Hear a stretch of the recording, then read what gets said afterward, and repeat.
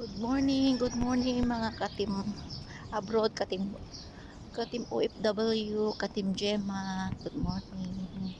Ito na naman ako, naglalakad, medyo madilim pa. 6:30. Parang gusto naman umulan. Malidilim ang kalangitan. Mga pusa pa lang nandito sa kalat na pusa. Ayan oh, itim. Buntis ata. Yan pa sa taas.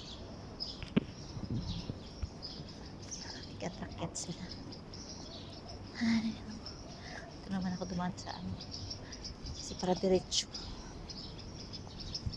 Likod ng bahay. Diretso. Nililigo ako ng gabi kasi pag ganito kasi malamig. Medyo malamig pa naman dito. Nung nakaraang araw, Diyos ko, ang ulan talaga. Wala akong dalang payong. Tapos bigla pa lumakas. Diyos ko, mabuti na lang meron akong jacket. Kahit pa paano.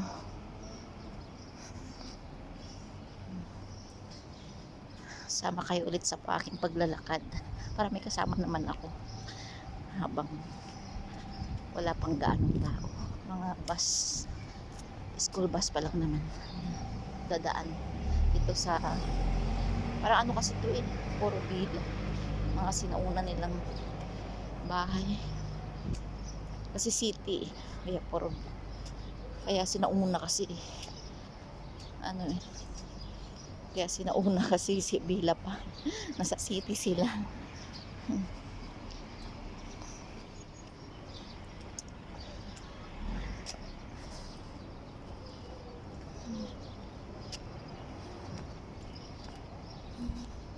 Dilim pa. Hindi mo 6:35 doon sa sa malaking orasan na yun. No?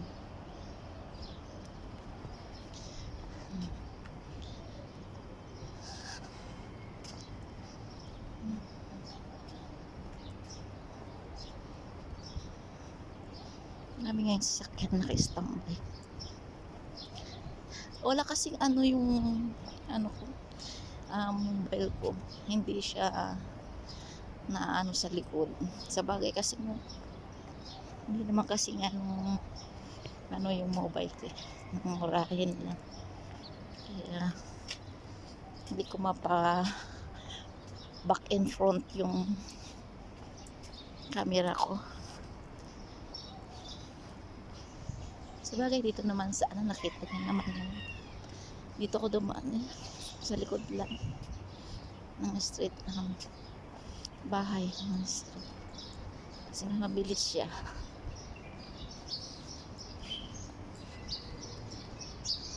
Silalakad ko lang, hindi ko alam kung pag tag-init pero sayang kasi itong pag nagbukas na yung laundry hindi ko rin may iiwan kasi sayang siya, sayang din yung manuan na part time. Sayang din yun kasi hindi naman gaanong kabigat yung gawaing bahay lang naman din naman. Yun nga lang matanggal ako ng tingga sa gawaing bahay at saka nito sa pagluto lalo kasi nung sa laundry naman ako nagwo-work puro order, tamad akong magluto kasi wala nang time.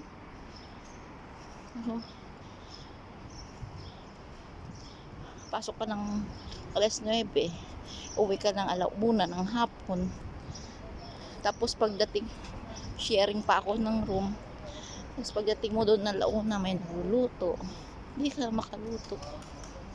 Bababa ako sa building, may restaurant, go to King or Indian food, okay na yun. Pag gusto ko naman, o may pera naman ako sa Go to King kasi Filipino food. Pag tagilid, Peligro de, ano pa na? Peligro pa yung ano. Peligro de Caja pa. Eh, ano, doon ako sa Indian food. Yung Indian food kasi mura. May 12 dirham ka. May 1 meal ka na. Eh, sa Pilipino, wala kang ganun. Filipino restaurant, wala kang makita. Wala kang makita, anong food na 12 dirham.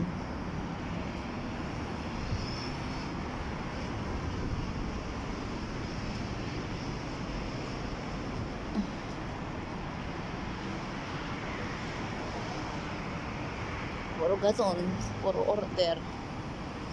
Tapos nung sa studio ako, gusto ko nagsine, nangarap ako may kusina. Ganon din naman, di rin ako nakakaluto. Kasi uuwi kami. Alas 10. Tapos ko parang, alam mo naman ang, alam nyo naman kako kapag nagtrabaho, maraming gawa talaga, hindi ko tatalan yan hanggang hindi matatapos ang gawain. Gusto ko matatapos ko yung wala kaming dadatnan na labahin pinabukasan, panibago na. Kasi kung hindi ka maging ganyan din sa mga kasama mo, wala, paano-ano lang, pahuway-huway lang din sila, pa-relax-relax lang.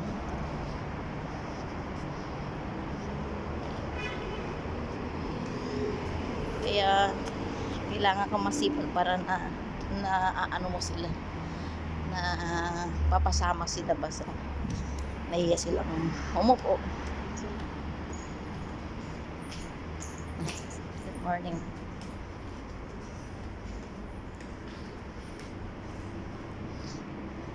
Ang bango naman na ano, pabango ng nakasalubong kong Indiana. May ko pa to yung ano, perfume. Hanggang dito na iwan.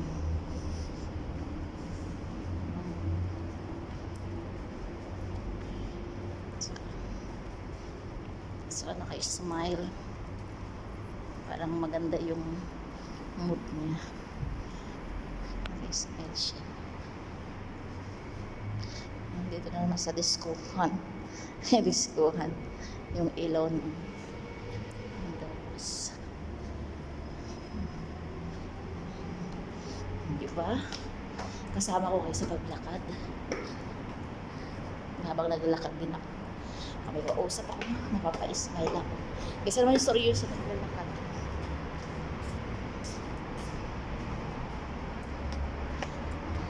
Nakalulubot ang noo. Diba? Yung kasama ko kayo, naglalakad. Di?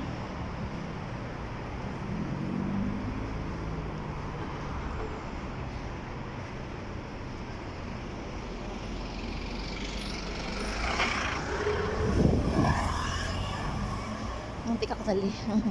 Sabi ko parang akala ko bumalik ako ulit sa ano, sa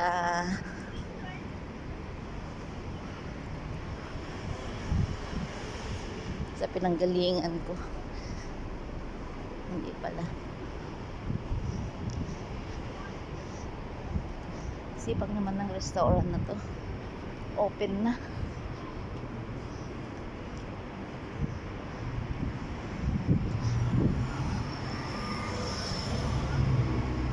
Sila.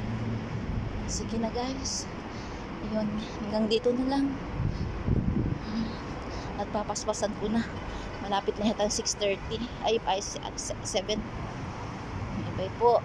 Salamat. Huwag niyong kalimutan mag-subscribe. Notification button po, paki-press, like, and share. Salamat.